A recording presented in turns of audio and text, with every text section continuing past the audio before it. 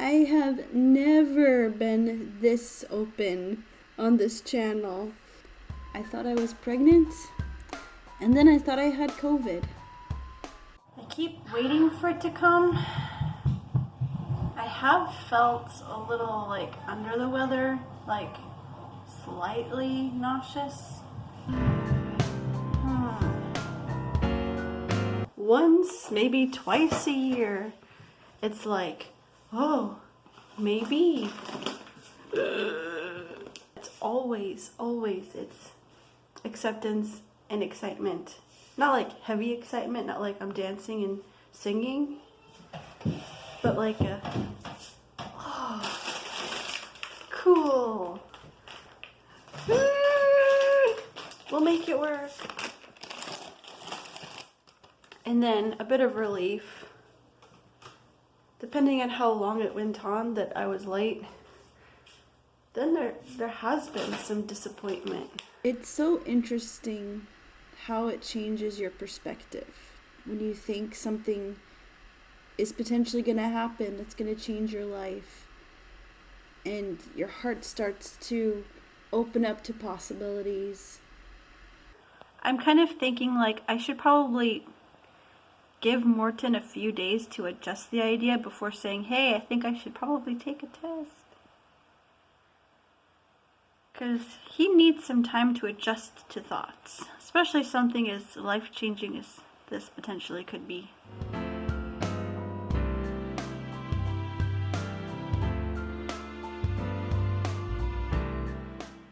I don't want to freak you out. What? I'm like late for my period. Oh.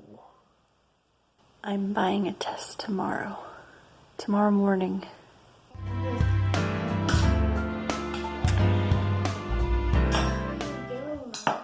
I don't know what I'm doing. Why are you just down on the telephone? Good question. I'm thinking without using my words. I'm just using my eyes. No. Are you putting your hand on your face just like me? Yeah. You're so cute. No, the same. Yeah. Wait, let's move this camera. Cute picture. Yeah. Aww. In the middle of the parking lot because it's Easter Monday. Nobody's around. Pro tip. Don't wander up and down every single aisle. It's right by the cash register. Here I am walking this quiet, peaceful, wooded path back home, and I hear this sound coming from over there. I don't know if you can hear it, but it seriously sounds like someone took chicken sounds and mixed it with like a club. So it's like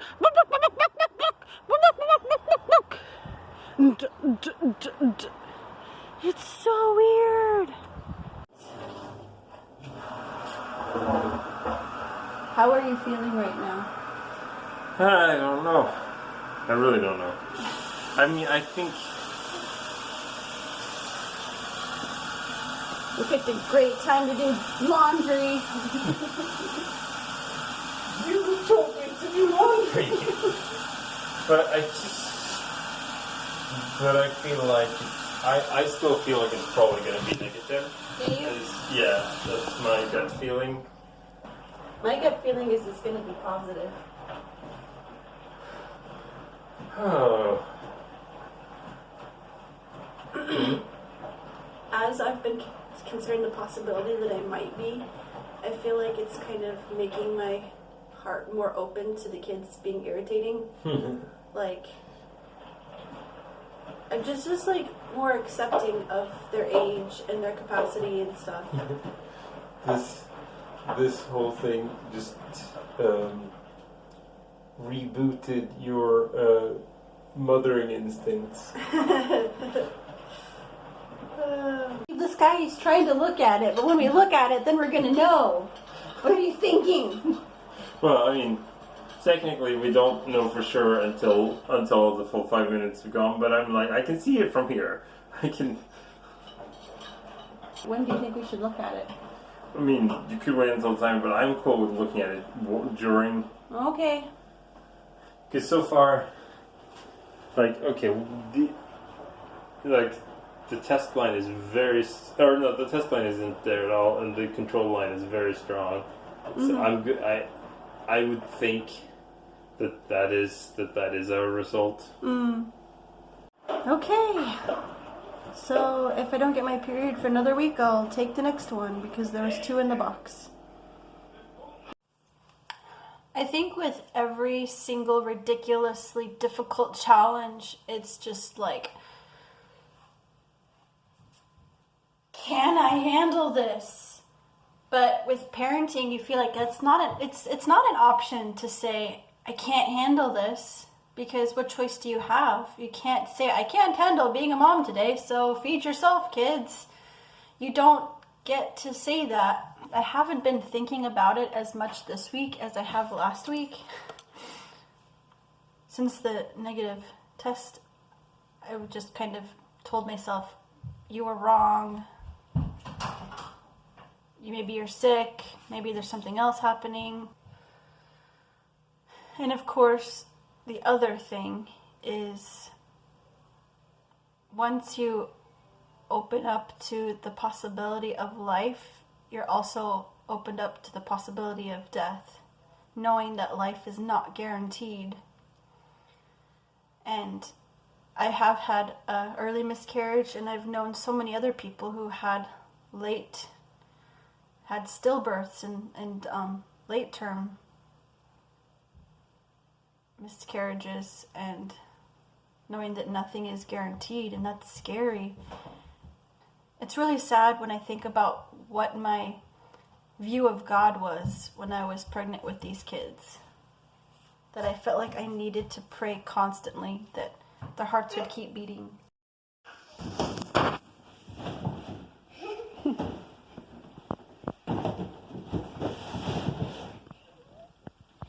So my time of the month did come. Still took the other test because there's always a part that's gonna say, but what if? And of course other what ifs opened of what if this is a miscarriage, but I decided to take the test's word for it and trust that it was negative.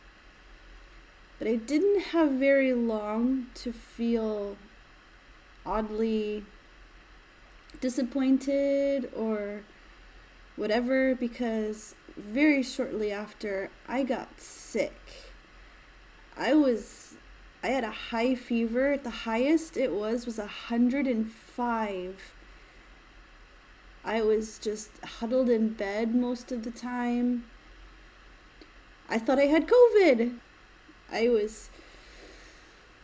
I had no energy, I was achy, I was headachy. So instead of staying up late Googling pregnancy symptoms, I was Googling COVID symptoms and trying not to get scared about long-term effects.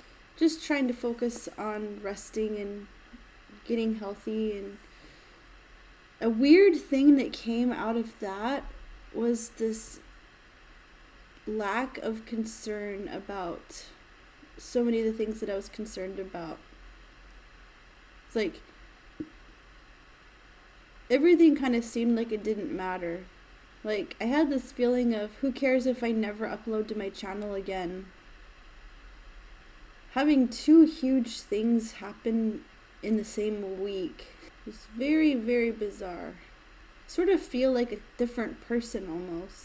Here's the footage of me in the car getting ready to take the COVID test. It literally took like willpower to just take the phone out of my pocket and press record. I couldn't even make myself say something. I operated on a much more need to talk basis in that week.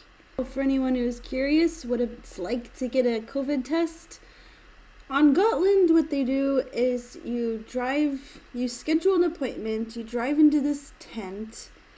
There's a lady in full like gear with the shield and stuff, plastic all over her. She passes you a little baggie with what you need inside. There's a big long swab, and you've got to swab across the back of your throat, and my gag reflex is really, really good. That was fun. I didn't actually upchuck the boogie, but it was not comfortable.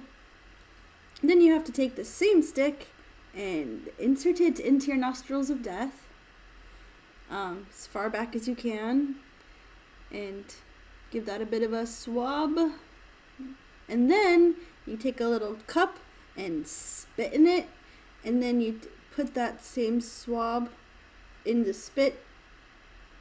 And then you take that swab and put that into a vial, a little vial-y thing, and shake it. And then she just collects the vial, and you dispose of all the rest of the stuff.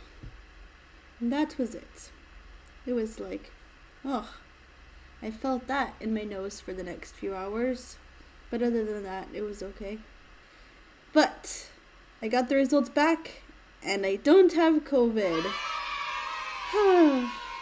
And my interest in my energy has come back a bit. I'm still kind of more.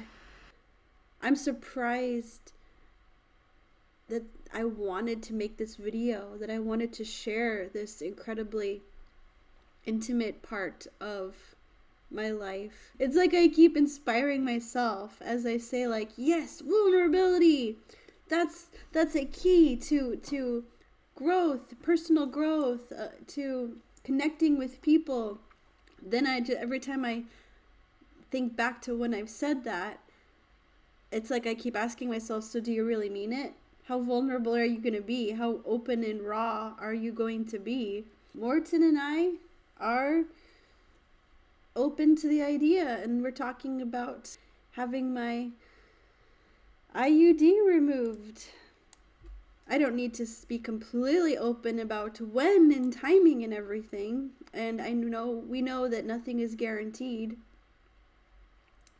And as far as COVID goes, oof, it inspires me even more to keep the distancing, to have plenty of space between me and other people, and it gives me more compassion and more. I think it's really good as creators when we hit these points of I don't even feel like making anything, to allow ourselves space to say it's okay. I don't have to make something if I just don't want to. I can let my body rest. I can let my brain rest. And I can allow my channel to evolve, because evolving is necessary for growth, for making something that is sustainable. Thanks so much for watching this far. If you did, I'd love to hear your thoughts and connect with you in the comments. And I want to say hugs and nostrils of death. Ooh, it feels really weird saying that now, when I thought that I maybe might have nostrils of death. Love you. Oh, it's love you. It's time to skip. There's time to play. It's so fun today.